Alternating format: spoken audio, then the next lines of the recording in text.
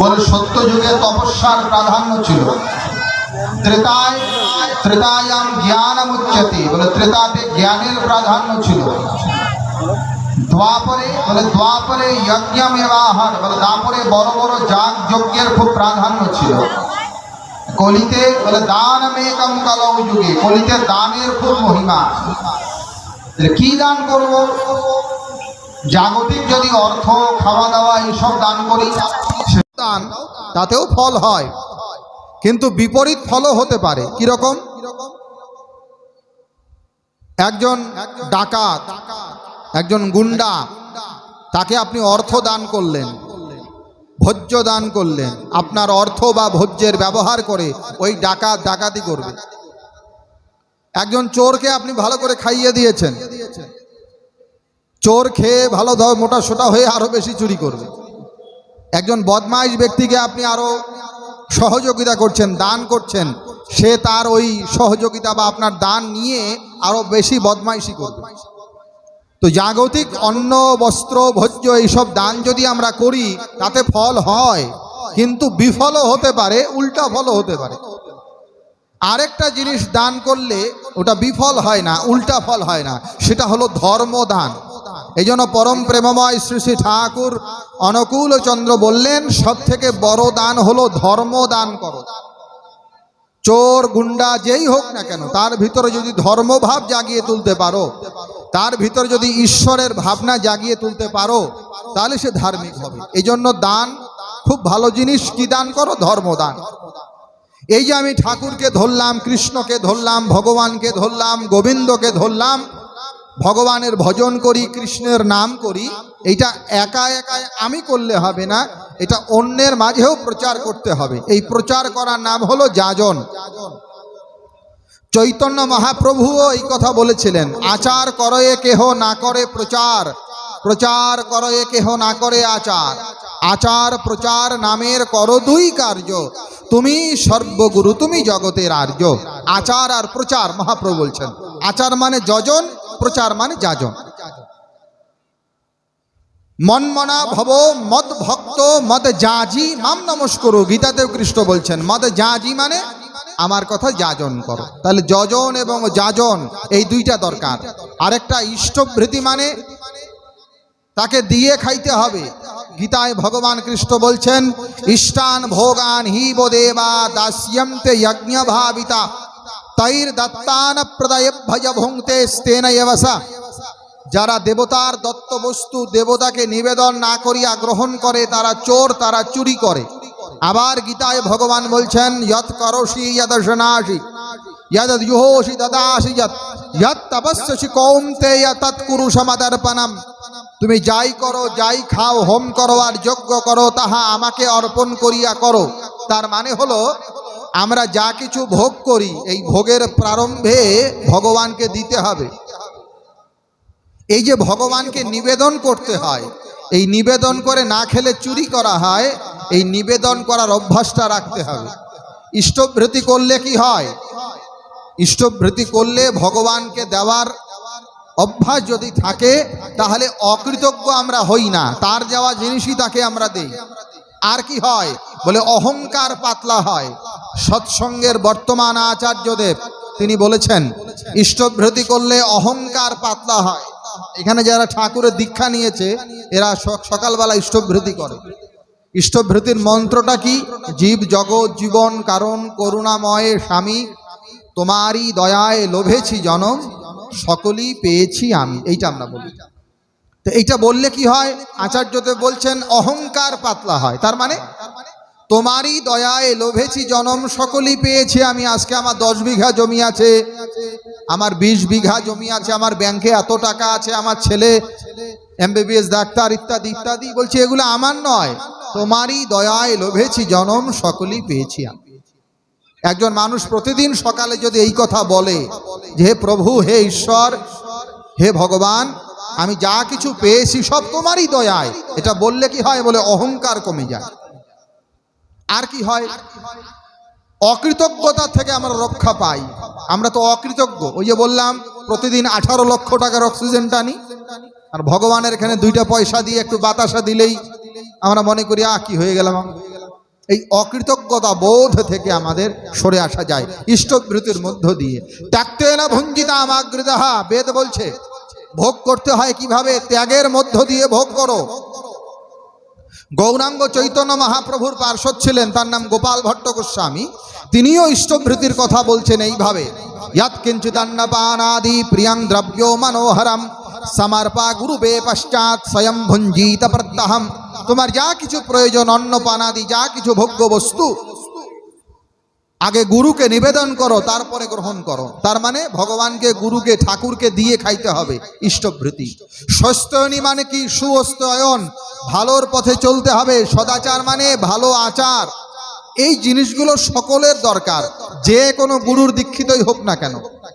কেবল শ্রী ঠাকুর অনুকূল চন্দ্রের জন্য, তার ভক্তের জন্য নয়, প্রত্যেক গুরুর শিষ্য সে যদি ঠিকমতো সেই গুরুর নাম ধ্যান করে, যজন করে, সেই ভালো কথাগুলো অন্যকে বলে, যাজন করে, সেই গুরুকে প্রতিদিন দেয়, ইষ্টবৃত্তি করে, ভালোর পথে চলে, স্বস্ত্যয়নী মানে, আর শরীর এবং মনকে পবিত্র রাখে, সদাচার পালন করে, তাহলে যে গুরুরই হোক না কেন, যাকেই ধরুক না কেন, সে কিন্তু সিদ্ধি পাবে। এই জন্য মহাপুরুষদের যে বাণী, প্রেরিত পুরুষদের যে বাণী, এগুলো সর্বজনীন বাণী, সকলের জন্য এই বিধান দেওয়া আছে। আর অন্তিম কি দরকার? অন্তিম হলো শরণাগতি দরকার। শরণাগতি লাগবে। আমি সব করতে পারি না, আমার দ্বারাই কিচ্ছু হয় না, তিনি দয়া করে যদি না করান, এই শরণাগতিটা রাখবে। যেমন মায়ের কোলে বাচ্চা যখন ঘুমায়, তখন নিশ্চিন্তে ঘুমায়। সব থেকে নিরাপদ স্থান হলো মায়ের কোল। মায়ের কোলে যখন বাচ্চা ঘুমাচ্ছে, নিশ্চিন্ত, ওর কোনো চিন্তা নাই। কেন? শরণাগতি, সারেন্ডার টু মাদার। সেরকম আমরা ঈশ্বরের প্রতি শরণাগতি যদি 100% করতে পারি, সম্পূর্ণভাবে ঈশ্বরে আত্মসমর্পণ যার হয়ে গেল, ঈশ্বর তার হাত ধরে ফেললো। ঠাকুর অনুকূল চন্দ্র বলছেন, ভাবছ বসে চলবে কিসে, ভাববার তুমি কে, ভাববার যিনি ভাবছেন তিনি, তুমি ভাবো তাকে। এই জন্য পূর্ণ শরণাগতি, complete surrender to the father, পূর্ণ আত্মসমর্পণ করে দাও। ভগবান গীতাতেও এই কথা বলছেন, সর্বধর্মান পরিত্যজ্য মামেকম শরণম ব্রজ অহম ত্বাম সর্ব পাপেভ্যো মোক্ষয়িষ্যামি মা শুচঃ। সর্বধর্ম মানে কি? ইন্দ্রিয়ের ধর্ম, কামের ধর্ম, ক্রোধের ধর্ম, লোভের ধর্ম, মোহের ধর্ম, হিংসার ধর্ম, নিন্দার ধর্ম, এগুলোও ধর্ম। এই ধর্ম ছাড়ার কথা বলেছে, অন্য ধর্ম ছাড়ার কথা বলেনি। কামের ধর্ম, ক্রোধের ধর্ম, ইন্দ্রিয়ের ধর্ম। কয়টা ইন্দ্রিয় আছে? 5টা কর্মেন্দ্রিয়, 5টা জ্ঞানেন্দ্রিয়। ধর্ম মানে কি? আলোচনা শুরুতেই বলেছিলাম, যা ধরে রাখে ধৃ ধাতু মন প্রত্যয়। আমাদেরকে কি ধরে আছে? কাম, ক্রোধ, মদ, মোহ, লোভ, মাৎসর্য, এইগুলোই ধরে আছে আমাদেরকে, ভগবান ধরে নাই। তাহলে এইগুলো ছাড়ো। সর্বধর্মান পরিত্যাজ্য, ইন্দ্রিয় ধর্ম ছেড়ে দাও, প্রবৃত্তি ধর্ম ছেড়ে দাও। আর মামেকম শরণম ব্রজ, শরণ মানে দন্ত স্বয়ম নয়, এখানে যারা গীতা পড়েছেন জানবেন। তালব্যস্য মূর্ধন বৈষ্ণর মূর্ধন্য অনুস্বর শরণম। এই শরণ মানে চিন্তা নয়, এই শরণ মানে রক্ষা করে চলা।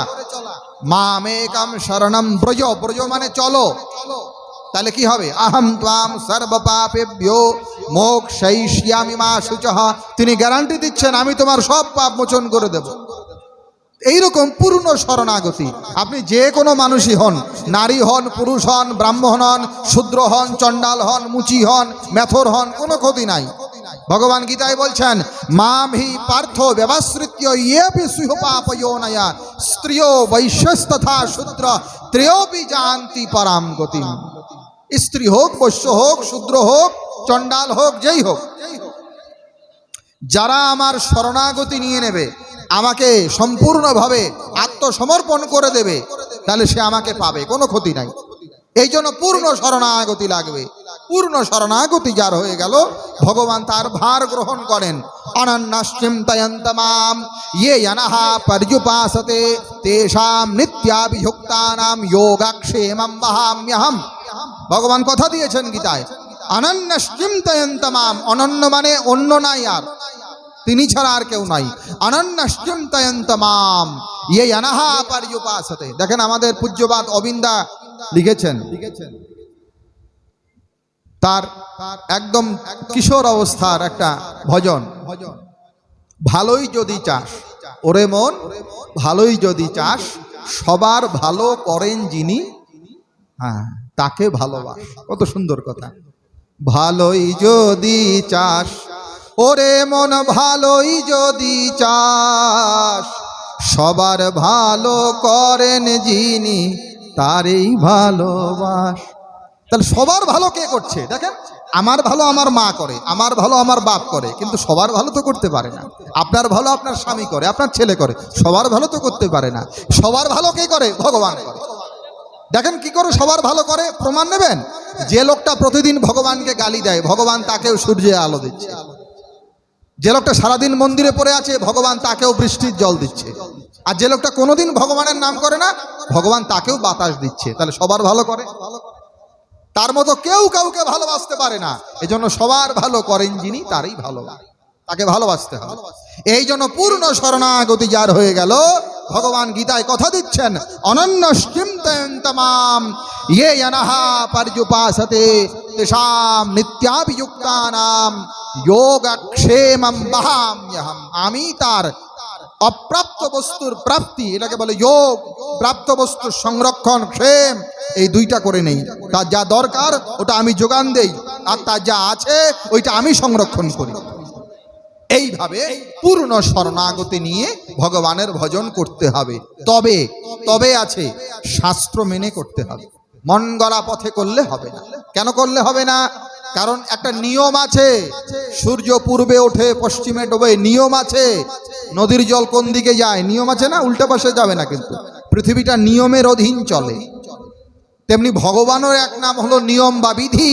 ঈশ্বরই তো পরম বিধি, বিধি ধরেই সিদ্ধি পায়, বিধির বিপরীত হলে জানে আসে বিপদ পায় পায়। তাহলে নিয়ম মানতে হবে। গীতাতেও কৃষ্ণ বলছেন, ইহা শাস্ত্র বিধিমুৎসৃজ্য বর্ততে কামকারতঃ না সিদ্ধিম অবাপ্নতি না সুখম না পরাম গতিম তস্মাৎ শাস্ত্রম প্রমাণম তে কার্যাকার্যে ব্যবস্থিতৌ জ্ঞাত্বা শাস্ত্র বিধানক্তং কর্ম কর্তুমিহার্হসি। শ্রীমদ্ ভগবদ গীতার 16তম অধ্যায় 23 এবং 24 শ্লোক। আমার কাছে প্রশ্ন এসেছে, কেন এই কথাগুলো বললাম? নিয়ম মানতে হবে। যেমন মন্দিরে অন্ন রান্না করে ভোগ নিবেদন যে কেউ করতে পারে কি পারে না? নিয়ম আছে। কোন কর্ম কে করতে পারে, কোন কর্ম কে করতে পারে না, কার দ্বারায় কি কর্ম হয়, কার দ্বারায় কোনটা হয় না, এগুলোর নিয়ম জেনে করতে হবে।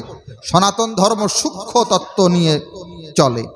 একটা জিনিস কারো জন্য ধর্ম, আবার ওইটাই আরেকজনের জন্য অধর্ম। হ্যাঁ, একটাই জিনিস একজন ব্যক্তি করছে, এটা ধর্ম, আরেকজন ব্যক্তি যদি করে অধর্ম হয়ে যাবে। উদাহরণ কি? যেমন বিবাহিত হলে গৃহস্থ যারা, বিবাহিত পতি পত্নী স্বামী স্ত্রী পরস্পর পরস্পরকে স্পর্শ করতে পারে, এটা ধর্ম না অধর্ম? হ্যাঁ, ধর্ম। কোথায় লেখা আছে? পরাশর সংহিতায় লেখা আছে। উল্টা যদি পতি ঋতুকালে পত্নী স্পর্শ না করে, অধর্ম হয়ে যাবে, পরাশর সংহিতায় লেখা আছে। তাহলে বিবাহিত হলে পরে, গৃহস্থ হলে পরে স্বামী স্ত্রী পরস্পর পরস্পরকে স্পর্শ করতে পারে। পুরুষ নারীকে স্পর্শ করতে পারে, নারী পুরুষকে স্পর্শ করতে পারে। কখন? যখন তারা পরস্পর পরস্পরে বিবাহিত হয়েছে, অধিকার হয়ে গেছে। এর আগে যদি স্পর্শ করে পাপ হবে। কেন? অধিকার হয়নি। কোনো ব্রহ্মচারী যদি নারী স্পর্শ করে পাপ হবে, কোনো সন্ন্যাসী যদি নারী স্পর্শ করে পাপ হবে, অধিকার হয়নি। তাহলে একই কর্ম, অধিকার হলে পুণ্য, অনধিকার হইলে পাপ হয়। এই জন্য কে কোনটা করবে, কে কোনটা করবে না, এটা অধিকারী এবং অনধিকারী বিচার। সধবার জন্য সিঁদুর ধারণ নিয়ম, বিধবা করলে দোষ হবে। সধবাদের সিঁদুর ধারণ করতে হবে, কখনো সিঁদুর ছাড়বেন না। হিন্দুরা দিন দিন তো সিঁদুর বাদ দিচ্ছে, মায়েরা, এগুলো করা যাবে না। সধবাদের সিঁদুর ধারণ অবশ্যই করতে হবে। কোথায় লেখা আছে এটা? স্কন্দ পুরাণে লেখা আছে, ব্রহ্মখণ্ডের ধর্মারণ্য ভাগে, হরিদ্রাম কুঙ্কুমঞ্চৈবা সিন্দুরাঙ্কজ্জলং তথা কুর্পাসকঞ্চ তাম্বুলঞ্চ মঙ্গল্যাভরণম শবম কেশ সংস্কারকং দ্রব্য করকর্ণাদি ভূষণম ভর্তুরায়ুষ্যমিচ্ছন্তি দূরয়ন্ন পতিব্রতাঃ। সধবারা কি কি ধারণ করতে পারে? হরিদ্রা, কুমকুম, সিন্দুর, কাজল, বহির্বাস, হাতে কানে অলঙ্কার, মালায় গলায় মঙ্গলসূত্র, কেশ সংস্কার দ্রব্য, তাম্বুল, এগুলো সধবারা করতে পারে। ভারতর আয়ুষ্যমিচ্ছন্তি দূরয়ান্না পতিব্রতা। পতিব্রতা নারী সবসময় সিঁদুর ধারণ করবে, কিন্তু বিধবা যদি করতে যায় ওটা দোষ হবে। কেন? অধিকারী আর অনধিকারী আছে। সেরকম ভগবানকে নিবেদন করা যেতে পারে, কিন্তু পাকা অন্ন ভোগ সকলে নিবেদন করতে পারবে না। পাকা অন্ন মানে রান্না করা চাল, রান্না করা অন্ন, এটা সকলেই করতে পারবে না। কোথায় লেখা আছে? ব্রহ্ম বৈবর্ত পুরাণ শ্রীকৃষ্ণের জন্মখণ্ড এর ৮৩তম অধ্যায়ের ৫০তম শ্লোকে বক্তা হলো ভগবান শ্রীকৃষ্ণ। কোথায় বললাম? ব্রহ্ম বৈবর্ত পুরাণ শ্রীকৃষ্ণের জন্মখণ্ড ৮৩তম অধ্যায়ের ৫০তম শ্লোক, বক্তা হলো ভগবান শ্রীকৃষ্ণ। উনি বলছেন, মহিয়াম পক্কান্নদানঞ্চ বিপ্রাদন্যাদ ব্রজেদধঃ। বিপ্র ছাড়া যদি অন্য কেউ, বিপ্র ছাড়া যদি অন্য কেউ আমাকে পক্ক অন্ন মানে রান্না করা অন্ন নিবেদন করে, তাহলে ব্রজেদ অধঃ, এটা দোষ হবে, মরার পরে তার অধোগতি প্রাপ্তি হবে। তাহলে বিপ্রই কেবলমাত্র পাকা অন্ন দিতে পারে। বিপ্র, ক্ষত্রিয় বৈশ্য শূদ্র পারবে না। এরা কি দেবে? অন্য কিছু দেবে, ফল দেবে, বাতাসা দেবে, বিভিন্ন দ্রব্য। বলে ফল নিলে ভগবান পাবেন না? তাও পাবেন। আর তুলসী পাতা দিলেই পাবেন। পত্রং পুষ্পম ফলম তোয়ম ইয়ো মে ভক্তা প্রযচ্ছতি। বলে একটা পাতা দিলেও আমি পাই, কিন্তু যখন পাকা ভোগ, ওইটা বিপ্রের অধিকার। ভগবান শ্রীকৃষ্ণ ব্রহ্ম বৈবর্ত পুরাণে শ্রীকৃষ্ণের জন্মখণ্ডের ৮৩তম অধ্যায়ের ৫০ শ্লোকে বলেছেন। আচ্ছা, আরেকটা প্রশ্ন, ঠাকুরের প্রণামীর অর্থ। ঠাকুরের প্রণামী মানে শ্রী শ্রী ঠাকুর অনুকূল চন্দ্র যদি আপনি বোঝান, তাহলে সৎসঙ্গ বাংলাদেশে পাঠাতে হবে। প্রণামীর অর্ঘ এটাই নিয়ম। আচ্ছা, গীতা মাহাত্ম্য। কে বলছে? কেউ ওম গঙ্গা গীতা চ বলছে, কেউ গঙ্গা গীতা বলছে। দেখেন, ব্যাপার হলো গীতা মাহাত্ম্য ওইটুকু শুধু নয়, কিন্তু ওটা গীতার গুহ্য নাম। গঙ্গা গীতা চ সাবিত্রী সীতা বলি যেগুলো, এগুলো গুহ্য নাম। গীতার মাহাত্ম্য আরো অনেকটা লম্বা। আবার গীতা মাহাত্ম্য অনেকগুলো আছে, ভালো করে শোনেন। আমাদের সাধারণ গীতাতে যে মাহাত্ম্য আমরা পাই, এটা হলো বৈষ্ণবীয় তন্ত্রসারে গীতা মাহাত্ম্য। আবার আছে বরাহ পুরাণে গীতা মাহাত্ম্য। বরাহ পুরাণে গীতা মাহাত্ম্যটা ছোট। আচ্ছা, এইটা আমরা যেটা প্রচলিত পড়ি, এটাতে গঙ্গা গীতা যে বলা হচ্ছে, এগুলো গুহ্য নাম। এবার কেউ ওম দিয়ে শুরু করছে কেন? যদি সম্পূর্ণ কেউ না বলে, গীতার মাহাত্ম্যের শুরু থেকে গীতা মে হৃদয়াং পার্থ এইসব পুরাটা না বলে শুধু গুহ্য নাম যদি কেউ বলে, তাহলে ওমকার আগে দিলে কি হয়? মন্ত্র হয়ে যায়। ভালো করে শোনেন, কোনো মন্ত্রের আগে ওমকার না বসালে মন্ত্রের গুরুত্ব থাকে না। এই জন্য মন্ত্রের শুরুতে ওমকার আদিতে বসালে ওটা মন্ত্র হয়ে যায়। তাহলে গীতারটা শ্লোক, গীতা কি শ্লোক, ওমকার বা প্রণব যুক্ত করলে ওটা মন্ত্র হয়ে গেল। এই জন্য ওমকার দিয়ে বলাও যায়, দোষ নাই। আবার যদি শুধু কেউ বলে গুহ্য নাম গঙ্গা গীতা সাবিত্রী, চ নাই, চ বললে সংস্কৃত চলে আসলো। গঙ্গা গীতা চ সাবিত্রী, এটা সংস্কৃতে। ও যদি বাংলাও বলে গঙ্গা গীতা সাবিত্রী সীতা সত্যা পতিব্রতা, এগুলোও কিন্তু গীতার গুহ্য নামের মধ্যে পড়বে। সুতরাং দুইটাই ঠিক আছে। শ্লোক বা মন্ত্র, মন্ত্র আকারে বললে ওমকার। ওমকার সকলেই বলতে পারবে না, যাদের উপনয়ন আছে তারা বলতে পারবে। যোগ্য সূত্রধারী ব্রাহ্মণ ক্ষত্রিয় বৈশ্য পুরুষ তারা বলতে পারবে। আচ্ছা, ব্যাস আসনে কে বসবে? হ্যাঁ, মায়েদের ব্যাস আসনে বসা নিষেধ, নারীদের ব্যাস আসনে প্রবচন করা নিষিদ্ধ। ভগবানের কথা সকলেই বলতে পারে। ভালো করে শোনেন, গীতায় ভগবান বলেছেন যে আমার ভক্ত পরস্পরের মধ্যে আমার কথার চর্চা করতে পারে। গীতার মধ্যে এটা লেখা আছে। ভগবান বলছেন তুষ্যন্তি চ রমন্তি চ, যারা আমার ভক্ত মচ্চিত্তা মদ্গত প্রাণা বোধয়ন্ত পরস্পরম কথয়ন্তশ্চ মাম নিত্যম তুষ্যন্তি চ রমন্তি চ। যারা আমার ভক্ত তারা একে অপরের সঙ্গে আমার কথা বলে আনন্দ পায়। সুতরাং মায়েরা যখন কথা বলে তখন ভগবানের কথা বলুন, অন্যরা আমাদের সঙ্গে বলুন, এগুলো একে অপরের সঙ্গে ভগবানের চর্চা করা যায়। বৃন্দাবনে ব্রজগোপীরা একে অপরের সঙ্গে চর্চা করতেন, এটাতে কোনো দোষ নাই, সকলেই পারবে। কিন্তু ব্যাস আসনে বসে সংকল্প করে বিধিপূর্বক যখন প্রবচন দেবে, ওইটা নিয়ম আছে। একটা হলো একে অপরের সঙ্গে কথা বলা, ভগবানের কথা সবাই বলবে, এতে কোনো বাধা নাই। কিন্তু যখন ব্যাস আসনে বসে উপবেশন করে সংকল্পপূর্বক বিধিপূর্বক প্রবচন দেবে, তার নিয়ম আছে। যেমন আরেকটা উদাহরণ দিই, যেমন গীতা পড়া। এখন প্রত্যেকের বাড়িতে প্রত্যেকেই গীতা পড়তে পারেন, ওতে কোনো অসুবিধা নাই, পড়েন। কিন্তু কোন শ্রাদ্ধ বাসরে গিয়া গীতা পড়বেন, কোন মন্দিরে গিয়া গীতা পাঠ বা চণ্ডী পাঠ করবেন, তখন নিয়ম আছে। তাহলে নিয়ম কি? ব্যাস আসনে কে বসবে? পদ্ম পুরাণের উত্তর খণ্ডের 198তম অধ্যায়ে এই ব্যাস আসনে কে বসবে, বক্তা কে হবে, সেইটা বলা আছে। বেদ শাস্ত্রার্থ তত্ত্বজ্ঞঃ বৈষ্ণবো ব্রাহ্মণোত্তমঃ দৃষ্টান্ত কুশলো ধীর বক্তা কার্যতি নিস্পৃহঃ। পদ্মপুরাণ উত্তর খণ্ড 198তম অধ্যায়। বলে বক্তা কে হবে ব্যাস আসনে? প্রথম কোয়ালিটি হলো বেদ শাস্ত্রার্থ তত্ত্বজ্ঞঃ। বেদ জানতে হবে। মায়েদের উপনয়ন হয় না, মায়েদের উপনয়ন বোঝেন, পৈতা হয় না। যেহেতু পৈতা হয় না, বেদ মন্ত্রে মায়েদের অধিকার নাই। নয় স্ত্রী বাপনাম কুর্যাত না কুর্যাত বৈদিকিম শ্রুতিম, মায়েদের বেদ মন্ত্রে অধিকার নাই। এখন ছোট ছোট এগুলো কথা সমাজে এমন ভাবে হয়ে গিয়েছে, সব উল্টো পাল্টা। ছোট ছোট বাচ্চারা আমরা গীতা শেখাচ্ছি, বাবা বলো তো ওম নমো ভগবতে বাসুদেবায়, বাচ্চা বলছে ওম নমো ভগবতে। এত সহজ নয় কিন্তু। নমো ভগবতে বাসুদেবায় এইটাকে বলবে, ওম নমো ভগবতে বাসুদেবায় এইটাকে বলবে, তার নিয়ম আছে। হ্যাঁ, তাহলে এই উপনয়ন যখন হয়, আপনারা এখানে ক্ষত্রিয় আছেন না অনেকেই, ক্ষত্রিয়দের উপনয়ন হয়। উপনয়ন বোঝেন? যজ্ঞসূত্র পৈতা।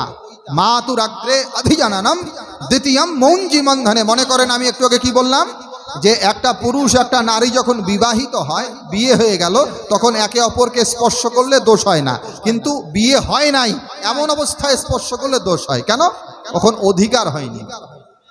তাহলে বেদ পড়তে গেলে, মন্ত্র পড়তে গেলে অধিকার লাগবে। এই অধিকারের নাম হলো যজ্ঞসূত্র, যজ্ঞোপবীত। মাতুরাগ্রে অধিজানানম দ্বিতীয়ম মৌঞ্জি বন্ধনে।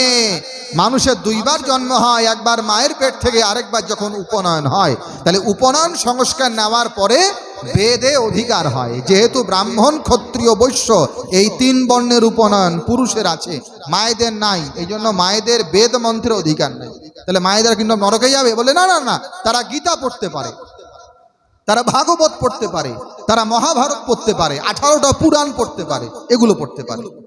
আচ্ছা, তাহলে বেদ ও শাস্ত্রার্থ তত্ত্বজ্ঞ, এটা প্রথম কন্ডিশন দিচ্ছে।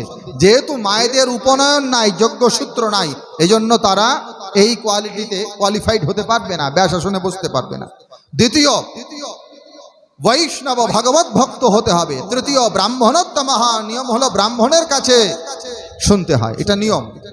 দৃষ্টান্ত কুশল ধীর বক্তা কার্যতি নিস্পৃহঃ, এইটা হলো ব্যাস আসনে বসার নিয়ম। এছাড়াও স্কন্দ পুরাণের বিষ্ণু খণ্ডের পুরুষোত্তম মাহাত্ম্যেও এই পাঠকের বর্ণনা দেওয়া আছে। সেখানেও বলছে পুরাণ শ্রবণারম্ভে স্বয়ং বিভবমাত্মনঃ আদৌ সংকল্প বিধিবৎ। ওখানেও পুরাণ পাঠকের লক্ষণ বলা আছে, সেখানেও নারীদের কথা বলা হয়নি। এই জন্য প্রশ্ন করেছেন কুমারী, কুমারী নয়, কুমারী হোক, বিধবা হোক, সদবাই হোক, যেই হোক, ব্যাস আসনে প্রবচন করা উচিত নয়। প্রাচীনকালে গার্গী যাজ্ঞবল্ক সংবাদ হয়েছিল, উপনিষদে আছে, কিন্তু গার্গী গিয়া মঞ্চে গিয়া বক্তব্য দেয়নি, এরকম কোনো ইতিহাস নাই। সীতা, সাবিত্রী আদি যারা মহীয়সী ছিলেন, তারা কেউ মঞ্চে বক্তব্য দিতেন না। ব্রহ্মবাদিনী ঋষি বা ঋষিকন্যা যাদেরকে বলা হয় উপনিষদের যুগে, তারাও নিজ নিজ পিতৃ আলয়ে অথবা স্বামীর আলয়ে থেকেই ব্রহ্মবিদ্যার চর্চা করতেন, বাহিরে মঞ্চে গিয়ে বক্তব্য দিতেন না। এটা হিন্দু কালচার নয়, সনাতন সংস্কৃতি নয়। মায়েরা মায়েদের মধ্যে কথা বলতে পারে, নারীরা নারীর মধ্যে কথা বলতে পারে, কিন্তু সর্বজনীন সভায় ব্যাস আসনে বিধিপূর্বক প্রবচন দেওয়ার অধিকার মায়েদের নাই, এটাই শাস্ত্র সিদ্ধান্ত। এই মোটামুটি প্রশ্ন ছিল। আমরা এবার আলোচনার শেষে যাই। আমরা এতক্ষণ ধরে যে আলোচনা করলাম তার সার কথা কি কি? প্রথম কথা হলো ধর্ম করা লাগবে। আমরা আসলাম, খাইলাম, দাইলাম, ঘুমাইলাম, টাকা কামাই করলাম, এগুলো ঠিক আছে, পাশাপাশি ধর্ম লাগে। আর মেয়ে নাহি না পাশুভি সমানা। কেননা আপনি মহাপণ্ডিত হন, মহা শক্তিশালী হন, জীবনে ধর্ম না থাকলে এই যে কোনো মুহূর্তে আপনার পতন হয়ে যাবে। যেমন রাবণ পণ্ডিত ছিল কিন্তু অধর্মী, অধর্মী হওয়ার কারণে কামের বশীভূত হয়ে গেল, তার পণ্ডিত নষ্ট হয়ে গেল। আবার দুর্যোধনের শরীরে 100 হাতির বল, দুঃশাসনের শরীরেও 1000 এরকম হাতির বল, কিন্তু অধর্মী ছিল, ধর্ম ছিল না, এই জন্য পতন হয়েছে। ওই জন্য আপনি সব কিছু করেন, পাশাপাশি ধর্মচর্চা লাগবে। নাম্বার 2, ধর্ম করতে গেলে আদর্শ লাগবে। খালি বই পড়লে, মাইক প্রবচন শুনলে হবে না। আদর্শ মানে গুরু লাগবে, যাকে ধরে আপনি ধর্ম করবেন। এজন্য সদ্গুরুর দীক্ষা। নাম্বার 3, খালি গুরু ধরলেও হবে না, গুরু যা যা বললেন সেইটা আচার করতে হবে, সাধন করতে হবে, প্র্যাকটিস করতে হবে, বারবার বারবার চর্চা করতে হবে এবং অন্যকে জানাতে হবে। আর নাম্বার 4, এটা শেষের কথা, নিজের পরবর্তী প্রজন্মের মধ্য দিয়ে ধর্মচর্চা করেন। ভবিষ্যৎ আমাদের হিন্দুদের কিন্তু অন্ধকার আছে, খুব অন্ধকার আছে। প্রতিদিন আপনারা পেপার, পত্রিকা, টেলিভিশন, ফেসবুক ঘাটাঘাটি করেন, দেখবেন প্রতিদিন আমাদের ছেলে মেয়েরা অন্য জায়গায় চলে যাচ্ছে। কেন? তার কারণ হলো আমরা অভিভাবকরা অসচেতন। আমার তো খুব ভালো লেগেছে, আমি এখানে এসেছি, পরশুদিন আমাকে বিষ্ণু ফোন করেছে, বলে আমরা সব ছেলেপেলেরা করছি। তো ছেলেপেলেরা করছি বলেই কিন্তু আমি বলা ঠিক আছে 2 দিনের মধ্যে হবে, বলছে হবে। এটা কারণ কি?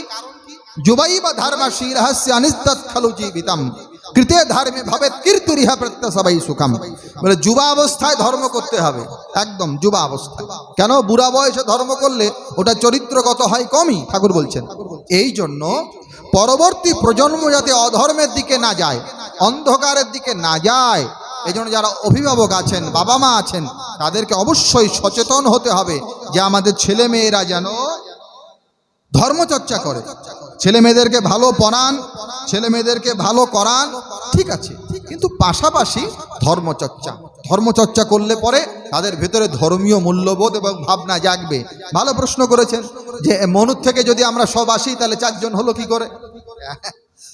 এটা একটা বর্তমান সময়ে কিছু ব্যক্তি তুলছে, যদিও তাদের সম্বন্ধে বলার প্রয়োজন নাই। বিষয় হচ্ছে মনু সম্বন্ধে জানতে গেলে মনুর একটা শাস্ত্র আছে, তার নাম মনু সংহিতা। যেমন আমরা যদি ভগবান শ্রীকৃষ্ণের শিক্ষা জানতে চাই তাহলে শ্রীমদ্ ভগবত গীতা, যদি আমরা ভগবান রামচন্দ্রের চরিত্র জানতে চাই তাহলে রামায়ণ, এগুলো বই আছে। তেমনি মনু কেমন করে হলো, মনুর থেকে কেমন করে আমরা হলাম, এটা জানতে গেলে মনু সংহিতা পড়তে হবে। তা মনুর থেকে আমরা হলাম কি করে? মনু সংহিতার 1ম অধ্যায়। প্রশ্ন হলো, যদি 1 মনুর থেকে হইতে সবাই এক হব। এখন চিন্তা করেন, যদি 1 মনুর থেকেই হই তাহলে আপনার গায়ের রং একরকম, আমার গায়ের রকম আরেক রকম কেন হলো? পৃথিবীতে আফ্রিকার লোকেরা কালো কেন হলো আর নিউজিল্যান্ডের লোকেরা সাদা কেন হলো? এটাও তো প্রশ্ন। শুধু ব্রাহ্মণ, ক্ষত্রিয়, বৈশ্য, শূদ্রটা কেন ধরছি আমরা? তাহলে সব মানুষের হাইট একরকম হওয়ার কথা, সবারই বাপ তো মনু। সব মানুষের চেহারা একরকম হওয়ার কথা, সব মানুষের গায়ের রং একরকম হওয়ার কথা, কই তা তো হয়নি, আলাদা আলাদা হলো কি করে? হ্যাঁ, এইটা মনু সংহিতার 1ম অধ্যায় বলা আছে। কিভাবে হলো শোনেন। মনু কোনো সাধারণ মানুষ নয়, ভগবানই মনু হলো।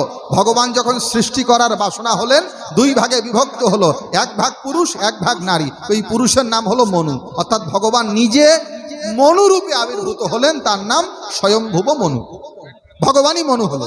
আচ্ছা, মনু কিভাবে সৃষ্টি করলেন? মনু তপস্যার দ্বারা 10 জন প্রজাপতি নির্মাণ করলেন, তপস্যার দ্বারা। কারা কারা? দক্ষ, অত্রি, পুলহ, পুলস্ত, এইরকম 10 জন প্রজাপতি তপস্যার দ্বারা সৃষ্টি করলেন। এই 10 জন প্রজাপতি তারাও আবার তপস্যার দ্বারা আরো অনেকগুলো প্রজাপতি সৃষ্টি করলো। তারা কি করলো? তারা আবার তপস্যার দ্বারা, এগুলো সব তপস্যার মাধ্যম হচ্ছে, তপস্যার দ্বারা পূর্ব কর্মে, পূর্ব কল্পে যে যেমন কর্ম করেছে সেই কর্মের ফল অনুসারে বিভিন্ন জনিতে বিভিন্ন মানুষ, পশু, পাখি, কীট, পতঙ্গ এদেরকে সৃষ্টি করলো। তার মানে আমাদের জন্মটাই ভিন্ন ভিন্ন ভাবে হয়েছে। কিভাবে? পূর্ব কল্পে যে যেমন কর্ম। তাহলে পরে মনুর থেকে প্রজাপতি হয়েছে, প্রজাপতি তপস্যার দ্বারা পূর্ব কল্পে যে যেমন কর্ম করেছে সেই কর্মের ফল অনুসারে ভিন্ন ভিন্ন সৃষ্টি করেছে। এইবার প্রশ্ন হলো, প্রথম পূর্বকর্ম কি হলো? আপনি তো বললেন পূর্ব জন্মে যে কর্ম করেছে সেই কর্ম অনুসারে না হয় দিল ফল, তাহলে প্রথম যে হলো সেটা কেমন করে, কোন কর্মের ফলে হলো? এর উত্তর হচ্ছে, সনাতন ধর্মে প্রথম কিছু হয় না, এই সৃষ্টিটা হলো বৃত্তাকার। এই প্রশ্নটা জেনে করেছেন, একটু ঠান্ডা মাথায় শুনলে বুঝতে পারেন, নাহলে বুঝতে পারবেন না। সনাতন ধর্মের সৃষ্টি হলো বৃত্তাকার, একটা হলো সরলাকার, একটা হলো বৃত্তাকার। সরলাকার মানে এক জায়গায় শুরু এক জায়গায় শেষ, এটা হলো সরল। আর যখন বৃত্ত হয়ে যাবে তখন কোনো শুরু শেষ নাই। বৃত্ত মানে চলছেই তো চলছে। তো সূর্যা চন্দ্র মসৌধাতা যথা পূর্বম কল্পয়েত, আমাদের সৃষ্টি অনন্ত, এর কোনো আদি নাই। এজন্য এক মনু থেকেই 4 ধরনের বর্ণ উৎপন্ন হয়েছে। এক কশ্যপ ঋষি, তার থেকে দেবতাও হয়েছে, তার থেকে দৈত্যও হয়েছে। কি বললাম? কশ্যপের 2 স্ত্রী, একজনের নাম দিতি, একজনের নাম অদিতি। ওই কশ্যপ থেকেই দেবতাও হয়েছে, আবার দৈত্য হয়েছে। দেবতা একরকম, দৈত্য আরেক রকম। এই জন্য ঋষি মুনিরা তারা ভিন্ন ভিন্ন প্রজা উৎপাদন করতে পারতেন। ওই জন্য এক মনু ভগবান থেকেই ভিন্ন ভিন্ন 4 বর্ণের প্রজা। শুধু 4 বর্ণ কেন, বিভিন্ন প্রজাপতি হয়েছে, আর প্রজাপতির থেকে পশু পক্ষী পর্যন্ত সৃষ্টি হয়েছে। কাজেই আমরা ভিন্ন ভিন্ন। এইবার প্রশ্ন হলো এর উদাহরণ কি? এটা তো যুক্তি দিলেন, উদাহরণ কি? উদাহরণটা আপনার শরীরেই আছে, আমার শরীরেই আছে। কিরকম দেখেন, এই যে আমার শরীরের চুল, এটা আমার শরীর থেকেই হয়েছে। আবার আমার শরীরের এই চামড়া, এটা আমার শরীর থেকেই হয়েছে। এবার আমার শরীরের দাঁত, এটা আমার শরীর থেকেই হয়েছে। তাহলে আমার শরীরের অঙ্গ। কিন্তু লক্ষ্য করুন, এই চামড়াটা কাটলে আমি ব্যথা পাবো, চুলটা কাটলে ব্যথা পাবো না। কেন হলো? যদি আমার শরীরেরই অঙ্গ হতো তাহলে চুল কাটলেও ব্যথা লাগার কথা ছিল, চামড়া কাটলেও ব্যথা লাগার কথা ছিল, অথবা চুল কাটলেও লাগবে না, চামড়া কাটলেও লাগবে না। এটা কেন হলো না? আমার শরীর থেকে হলেও এই চুলের গঠন প্রক্রিয়া আলাদা, চামড়ার গঠন প্রক্রিয়া আলাদা। তাহলে একটা মানুষ যদি তার শরীরের মধ্য থেকেই ভিন্ন ভিন্ন গঠন প্রক্রিয়ার ভিন্ন ভিন্ন অঙ্গ তৈরি করতে পারে, তাহলে ঋষি মহর্ষিরা কেন একজন থেকে বিভিন্ন জাতি সৃষ্টি করতে পারেন না? পারেন। এই কারণে এই মনু ভগবান থেকে ভিন্ন ভিন্ন সৃষ্টি হয়েছে। কাজেই এই প্রশ্ন। আর অনুকূল ঠাকুর ভগবান কিনা, রামকৃষ্ণ ঠাকুর ভগবান কিনা, জগৎবন্ধু ঠাকুর ভগবান কিনা, সোজা উত্তর হলো গুরুই ভগবান। গুরুরেব হরি সাক্ষাৎ ব্রহ্ম বিদ্যোপনিষদ, বেদেই বলা আছে গুরুরেব হরি সাক্ষাৎ। ঝগড়া খতম। গুরুই ভগবানের সাকার মূর্তি, গুরুরেব হরি সাক্ষাৎ। আপনি যদি প্রশ্ন করতেন অবতার কিনা, তাহলে উত্তর অনেকগুলো হইতো। প্রশ্ন করছেন ভগবান কিনা, তো গুরুরেব হরি সাক্ষাৎ, অবশ্যই ভগবান। দ্বিতীয় হলো ব্রহ্মবেদ ব্রহ্মৈব ভবতি, যারা ব্রহ্মকে জেনেছেন তারা ব্রহ্মই হয়ে গিয়েছেন। এজন্য যারা ব্রহ্মবিদ পুরুষ এবং ব্রহ্ম, এই উভয়ের মধ্যে কোনো পার্থক্য থাকে না। যার যার গুরু তার তার কাছে ভগবান। মোটামুটি এই প্রশ্ন ছিল। আমরা আলোচনার শেষের দিকে যাই। এতক্ষণ পর্যন্ত যারা ধৈর্য সহকারে আলোচনা শুনলেন তাদের সকলের মঙ্গল কামনা করি। যাদের গুপ্ত কিংবা প্রকট সহযোগিতায় এই অনুষ্ঠানটি অনুষ্ঠিত হয়েছে তাদের সকলের মঙ্গল কামনা করি। এই অঞ্চলের এলাকার প্রত্যেকটা মানুষ, এই দেশের 10-এর তথা গোটা বিশ্বের শান্তি স্বস্তি ঋদ্ধি বৃদ্ধি ও মঙ্গল কামনা করে আজকে ধর্মসভায় আমার আলোচনা এখানেই সমাপ্ত হচ্ছে। সর্বেষাং মঙ্গলাম ভূয়াৎ, সর্বে সন্তু নিরাময়াৎ, সর্বে ভদ্রাণি পশ্যন্তু, মা কশ্চিৎ দুঃখ ভাগ ভবেৎ। জগতের সকলেই সুখী হোক, সকলেই শান্তি লাভ করুক, কেউ যেন ক্ষণমাত্র দুঃখ ভোগ না করে। ওম শান্তি শান্তি শান্তি। সকলকে আবারও সুধী ঠাকুরের ইষ্টচ্ছল আনন্দিত জয় গুরু সম্ভাষণ। জয় গুরু, জয় গুরু।